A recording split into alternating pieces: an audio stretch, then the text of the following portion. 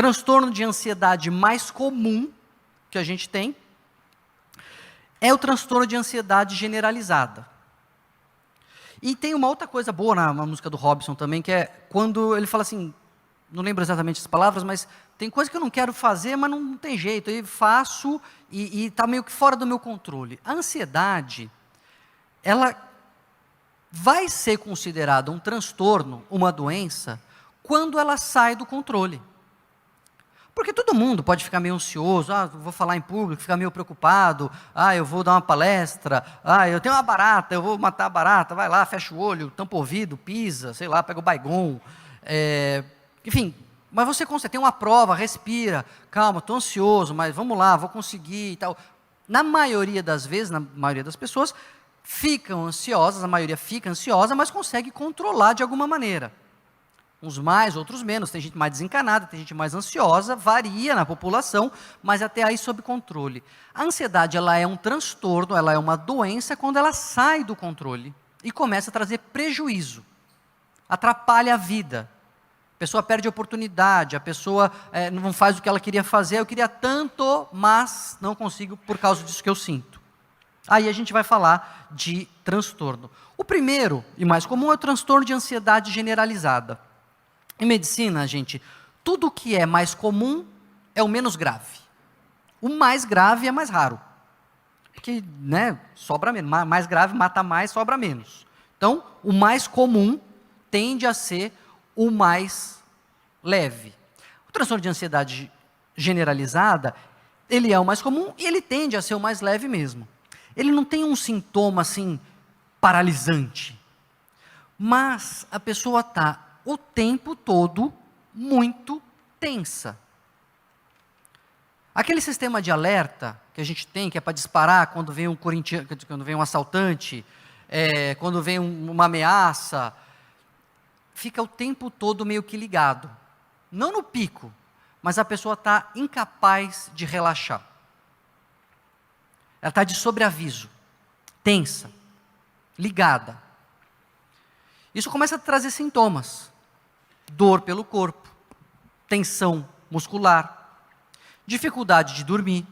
Tem gente fazendo bingo já, né? Bingo é X. Vamos terminar, bingo eu. Não é, tá? Não é para fazer autodiagnóstico. Estou dando alguns sintomas só para explicar o que é a doença. É interessante, você dá palestra de ansiedade, a pessoa vai, checando, então, esse eu tenho, esse eu tenho, ai meu Deus, eu tenho ansiedade. Aí você dá palestra de depressão, aí a pessoa fala assim, bateu, mais um, certeza, eu tenho depressão. Déficit de atenção, então TDAH, aí assim, distraído, bateu, inquieto, eu tenho TDAH. Aí você dá uma palestra de psicopatia. Aí você começa, frieza, check. Indiferença pelos outros, check. Manipulação, check. Mentira, check. Pessoal aí, tá vendo? Certeza, meu chefe é um psicopata, né? Aí nunca é ela. Falar, viu? Então não é para ficar fazendo autodiagnóstico, tá? Mas a pessoa fica o tempo todo ligada, o tempo todo tensa. Então dificuldade para pegar no sono, porque o cérebro está ligado, antecipando o problema. Essa preocupação, uma visão meio pessimista, não é o pessimismo de que acha que vai dar errado, mas é a tensão de não saber o que vai acontecer, como se fosse uma angústia meio constante. Isso começa a trazer sintomas, e a pessoa não consegue relaxar, às vezes ela até percebe, putz, Daniel, eu percebo que eu estou assim, tenso o tempo todo, e eu saio de férias e a tensão vai comigo, e final de semana prolongado, eu vou viajar e levo a ansiedade junto, e aí a pessoa fica mais irritada e fica mais briguenta, porque ela fica mais reativa. É como se ela tivesse o tempo todo ameaçada. E aí, quando a gente está ameaçado, a gente reage com hostilidade. Então, esse é um primeiro transtorno, o transtorno da ansiedade generalizada. É quando, então, o sistema de alarme ele fica meio ligado, mas de forma constante. Tem um outro que é mais clássico, mais famoso, que é o transtorno do pânico. Quase todo mundo já ouviu falar do transtorno do pânico. No transtorno do pânico, a pessoa normalmente já é um pouco mais ansiosa. né? É difícil o cara ser largadão, desencanadão e vir a ter um transtorno do pânico. Pode acontecer, mas usualmente é a pessoa que já é um pouco mais ansiosa. E aí o que acontece? Ela já está com aquele, não está com ansiedade generalizada, só fechando, generalizada é porque essa ansiedade é em todos os momentos, em todos os lugares, né? Ficou implícito isso na minha fala, mas só explicitando. Não é para uma coisa, a pessoa não tem ansiedade com prova, ou com performance, ou com bicho, é em todas as situações, tudo é ameaçador. Bom, no pânico, então, a pessoa tem uma ansiedade um pouco mais alta, mas vai levando ali, vai mais ou menos sob controle, de repente, do nada, o coração começa a acelerar, a respiração começa a ficar ofegante, ela fica tensa, porque ela está respirando muito rápido, dá uma tontura, ela não sabe o que está acontecendo, o cérebro olha em volta, cadê o leão? Cadê a barata? Cadê a morte? Cadê? Não tem nada. Então o cérebro fala assim, então você está morrendo. Então deixa eu te avisar que você está morrendo e vai ser agora. E a pessoa fica desesperada, ela tem a sensação nítida de que ela vai morrer naquele momento.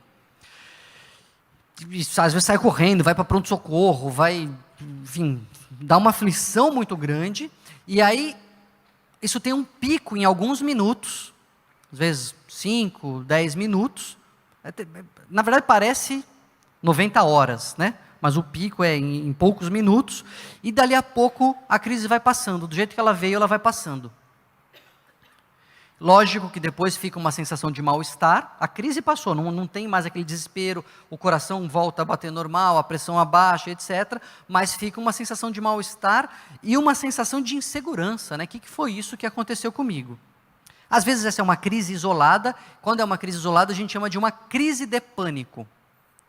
Quando essas crises começam a ser recorrentes, então começa a acontecer todos os dias, ou quase todos os dias, durante semanas, aí a gente fala da síndrome do pânico, né, quando as crises de pânico são espontâneas e são repetitivas. 100%, mentira, eu vi um paciente na vida inteira com síndrome do pânico que não tinha passado antes num cardiologista. Quase todo mundo passa antes num cardiologista.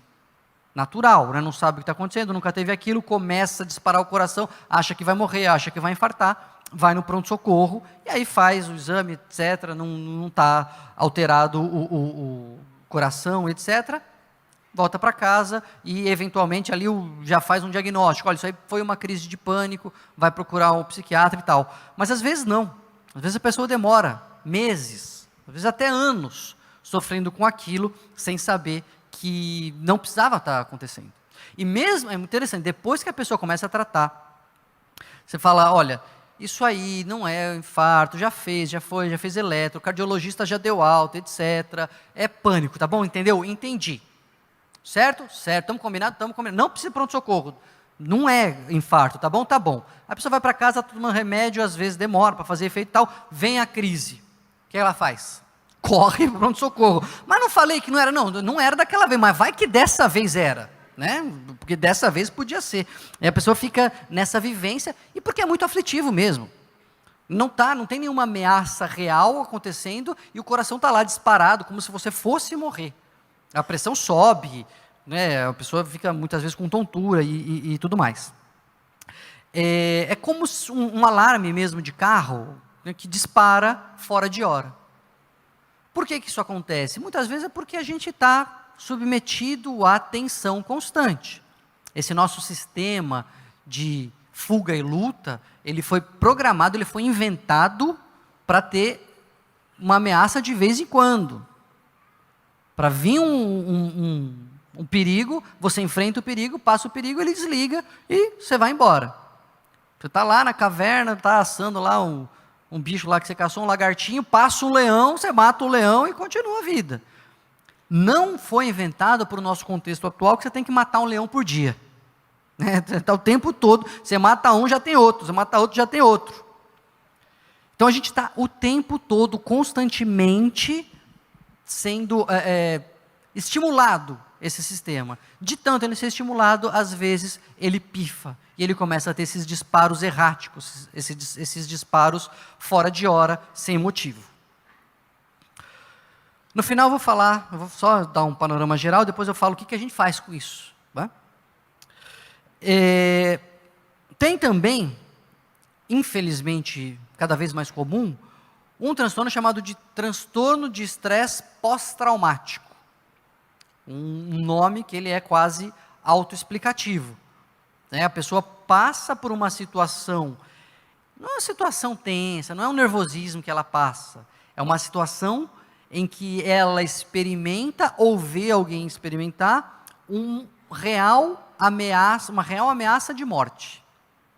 A pessoa tem a sua vida colocada em risco, ou vê alguém ter a vida colocada em risco, ou vê alguém morrer. E não só de causas violentas, né? A gente pensa em estresse pós-traumático, já pensa em guerra, pensa em assalto, etc. Às vezes pode ser assim, um enfermeiro que vê muita gente morrendo no pronto-socorro, pode ter estresse pós-traumático. Ou alguém que presencia a morte de alguém, de forma inesperada, etc., pode desenvolver estresse pós-traumático. Esse trauma em que a vida é colocada em grave risco, ou a pessoa realmente chega a morrer, dispara no sujeito uma reação de medo, porque todo medo é o medo da morte. O que aconteceu com ele vai acontecer comigo. Vai, né? É só uma questão de tempo, todo mundo vai morrer no final das contas, mas não ali, naquela hora, não é só porque o outro infartou que você vai infartar também. Só que o cérebro, por questão de segurança, quando ele vê que uma coisa é ameaçadora, ele carimba aquilo como perigoso. E toda vez que o sujeito passar por ali, lembrar da situação, ver alguma coisa que lembra a situação, ele pode ter uma reação com a mesma intensidade que ele teve no momento em que aconteceu o episódio traumático. Sabe quando você come uma coisa estragada, sei lá, uma coisa que você gosta, você comeu requeijão estragado, passou mal, embrulhou o estômago, vomitou, ficou doente. Você nunca mais consegue ver requeijão na vida? Não é assim? Você come um negócio, ou demora muitas vezes meses, até anos para você conseguir voltar a comer, porque o seu cérebro marcou, falou, esse negócio te mata, esse negócio vai te matar. Então, pare de usar. Tem gente que usa isso para parar de fumar, fiquei sabendo, eu não sabia disso. Tem gente que mistura com cigarro com água e bebe aquela água e fuma por cima e vai fazendo o cigarro deixar a pessoa enjoada. Eu não estou recomendando. Não é uma prescrição médica. Eu soube que isso tem gente que faz. E aí passa mal, fica enjoado com aquele negócio do cigarro e aí cria uma aversão. Não sei se funciona, não é baseado em evidência, só estou dizendo que eu ouvi. Mas é porque o cérebro marca com um carimbo muito forte as coisas que ele fala, isso aqui pode te matar. Então você está passando num lugar, você vê um assalto, você sofre um assalto, toda vez que você passar naquele lugar, você vai ficar tenso. Em algumas pessoas, é mais do que uma tensão. Toda vez que ela passa por ali, ou toda vez que ela lembra, ou que ela vê uma foto, ou que ela vê na televisão, etc., ela tem a reação com a mesma intensidade, dispara o coração e etc. Essas pessoas, às vezes, começam a ter sonhos com aquela situação, e lembra da situação no sonho, e tem as mesmas reações de pânico. Isso vai deixando a pessoa restrita, ela vai se protegendo, ela não quer sentir aquilo, então ela vai ficando com uma restrição emocional, assim, vai ficando embotada, vai ficando distante afetivamente, como que para se proteger mesmo e não se expor a esse sintoma, a essa situação. Antigamente, o TOC, o transtorno obsessivo compulsivo, era classificado como um transtorno ansioso. Hoje ele não é mais. O transtorno obsessivo compulsivo ele é uma doença por si só, como depressão, como esquizofrenia, ele não é um subtipo de um transtorno ansioso.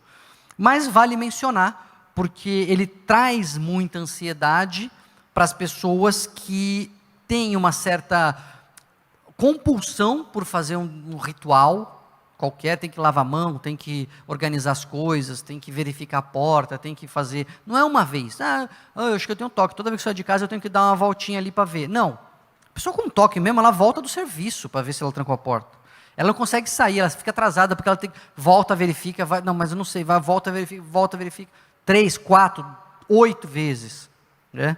Lava a mão até sangrar, igual a gente vê, às vezes, algum filme, etc. Então, e se a pessoa não faz,